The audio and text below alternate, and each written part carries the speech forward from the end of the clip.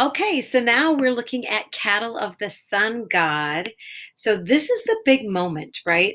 We've known from the very beginning, the very first like moments of the prologue, that this is the moment where Odysseus and his men are cursed.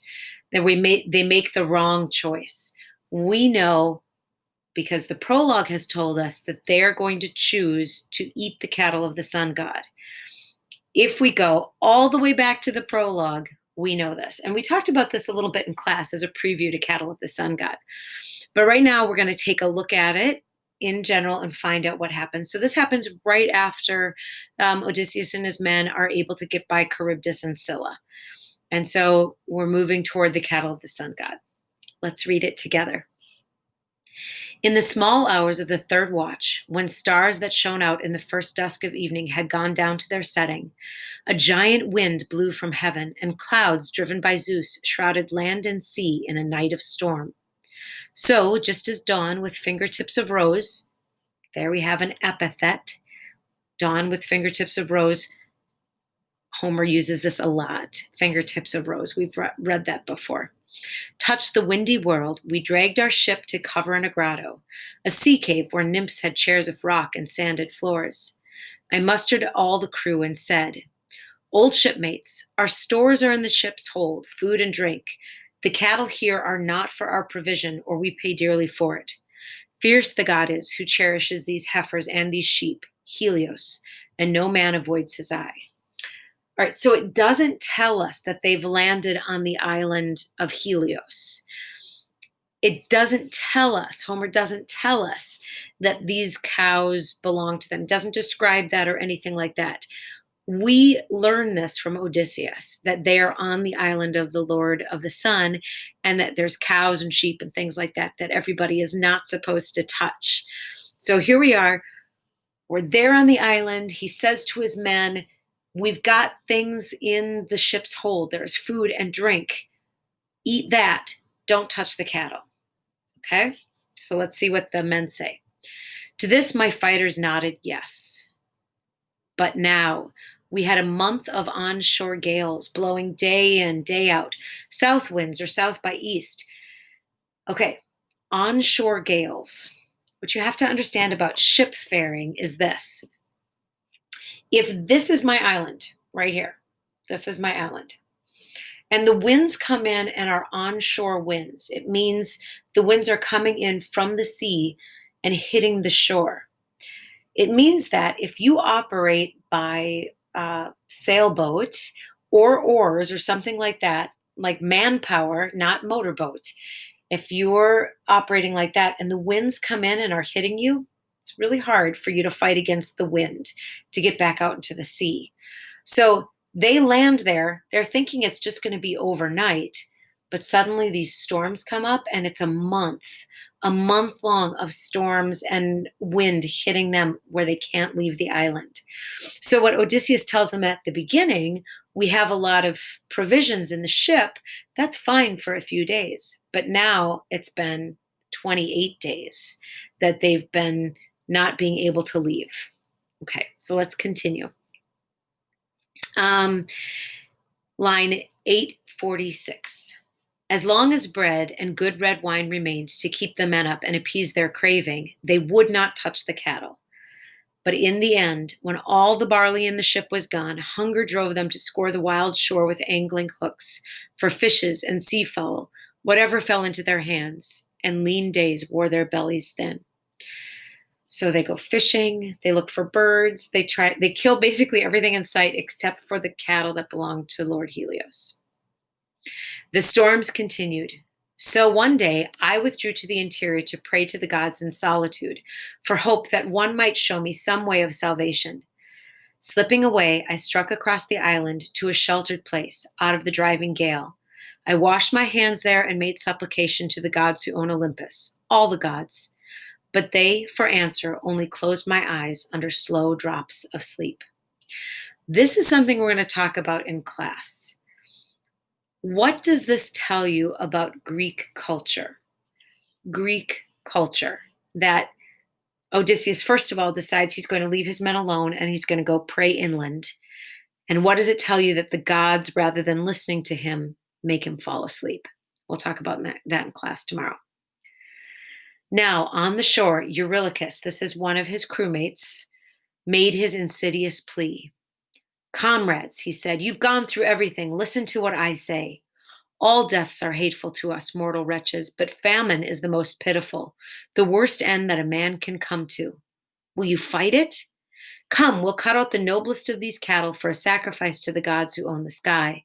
And once at home in the old country of Ithaca, if ever that day comes, we'll build a costly temple and adorn it with every beauty for the Lord of Noon. But if he flares up over his heifers lost, wishing our ship destroyed, and if the gods make cause with him, why then I say, better open your lungs to a big sea once for all than waste his skin and bones on a lonely island. Thus Eurylochus, and they all murmured, aye, meaning yes, trooping away at once to round up the heifers. So, what is Eurylochus saying here? Up here, he says, famine is the most pitiful death, the worst end a man can come to. What is another word for famine? So he's saying starvation is the worst thing you can possibly go through. Would you rather waste away here on this island, slowly dying day after day? Or would you rather be struck down by Lord Helios and drown all at once?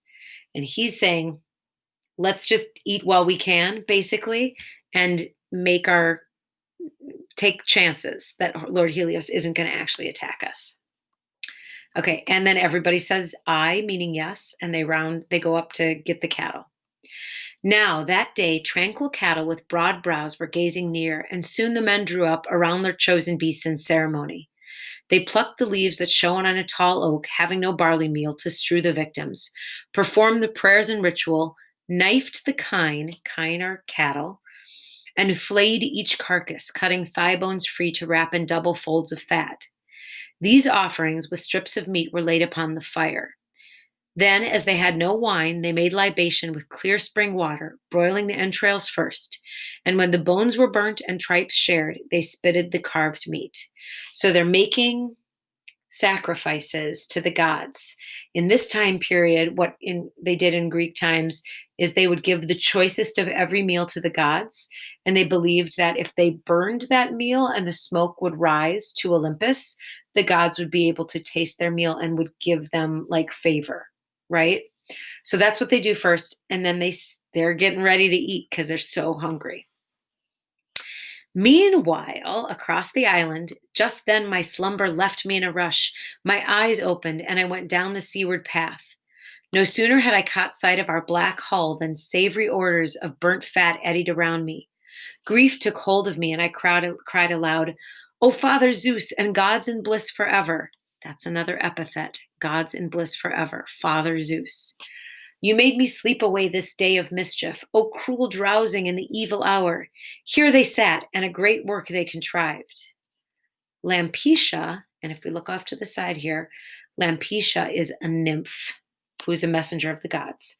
In her long gown, meanwhile, had borne swift word to the overlord of Noon. That's Helios. They have killed your kind. So Lampetia, the nymph, the little tattletale, goes and tells Lord Helios that Odysseus's men have killed his cattle. And the Lord Helios burst into angry speech amid the immortals. O Father Zeus and gods in bliss forever. Look, the exact same thing that Odysseus says, the epithet that they used to refer to Zeus. So now Helios is talking to his father, God Zeus. Punish Odysseus's men, so overweening. Now they have killed my peaceful kine, my joy at morning when I climbed the sky of stars, and evening when I bore westward from heaven. Restitution or penalty they shall pay, and pay in full, or I go down forever to light the dead men in the underworld. All right, this is a really important part right here because Helios is threatening Zeus. See if you can figure out what his threat is right here. What does he say he's going to do? And why is that so important? How does that sway Zeus into doing what he wants done? We're going to talk about that also tomorrow, so make sure you know what that is. Then Zeus, who drives the storm cloud, made reply, Peace, Helios, shine on among the gods, shine over mortals in the fields of grain. Let me throw down one white hot bolt and make splinters of their ship in the wine dark sea. Calypso later told me of this exchange, as she declared that Hermes had told her. Well, when I reached the sea cave and the ship, I faced each man and laid it out. But where was any remedy to be found? There was none. The silken beeves of Helios were dead. The gods, moreover, made queer signs appear. Cowhides began to crawl, and beef, both raw and roasted, lowed like kine upon the spits. So as he comes back and he sees what happened, he's like, What did you guys do? And in the meantime, the gods make the cowhide, the skin that they tore off, the cows start to crawl across the land. And the beef that's roasting on the spit starts to moo like cows, which is kind of scary, not a good sign. Okay. Now, 6 full days my gallant crew could feast upon the prime beef they had marked for slaughter from Helios's herd. And Zeus, the son of Kronos, added one fine morning. So they have 7 days a week, basically, where they can feast on the cattle. All the gales had ceased, blown out, and with an offshore breeze, so now the storm is over, and now suddenly the breeze switches, so it leaves the island and they're able to leave the island. With an offshore breeze, we launched again, stepping the mast and sail to make for the open sea. Astern of us, the island coastline faded, and no land showed anywhere, but only sea and heaven. When Zeus Cronion piled a thunderhead above the ship, while gloom spread upon the ocean. We held our course but briefly. Then the squall struck, whining from the west with gale force, breaking both forestays, and the mast came toppling aft along the ship's length. So the running rigging showered into the bilge. So what happens? Zeus releases a thunderhead, a lightning bolt that hits the ship and breaks it apart. On the afterdeck, the mast had hit the steerman a slant blow, bashing the skull in, knocking him overside, as the brave soul fled the body like a diver. With a crack on crack of thunder, Zeus let fly a bolt against the ship, a direct hit so that she bucked in reeking fumes of sulfur, and all the men were flung into the sea. They came up round the wreck, bobbing a while like petrels on the waves. No more faring homeward for these, no sweet day of return. The god had turned his face from them.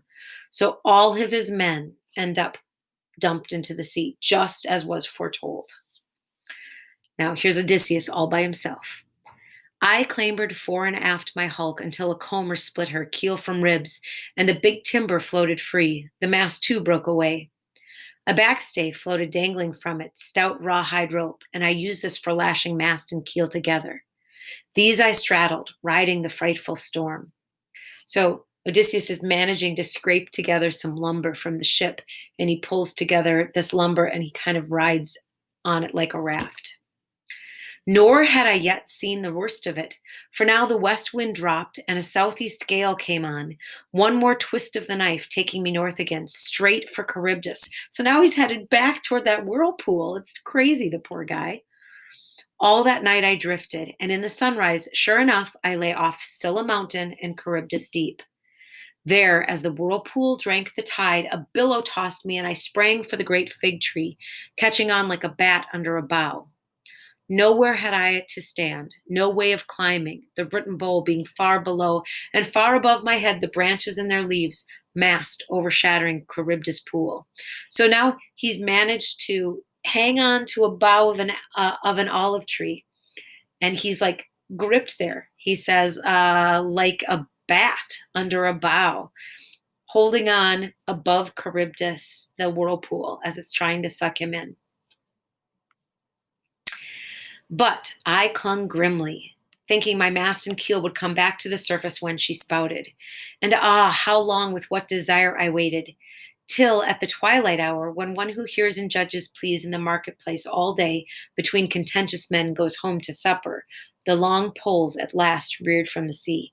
So he's waiting for the whirlpool to spit up his ship's lumber so that he can get back on his raft. and he hangs there basically all day. Now I let go with hands and feet plunging straight into the foam beside the timbers, pulled astride, and rode hard with my hands to pass by Scylla. Never could I have passed her had not the father of gods and men, Zeus, this time kept me from her eyes. Once through the strait, 9 days I drifted in the open sea before I made ashore, buoyed up by the gods, upon Ogygia Isle. The dangerous nymph Calypso lives and sings there in her beauty, and she received me, loved me. But why tell the same tale I told last night in hall to you and your lady?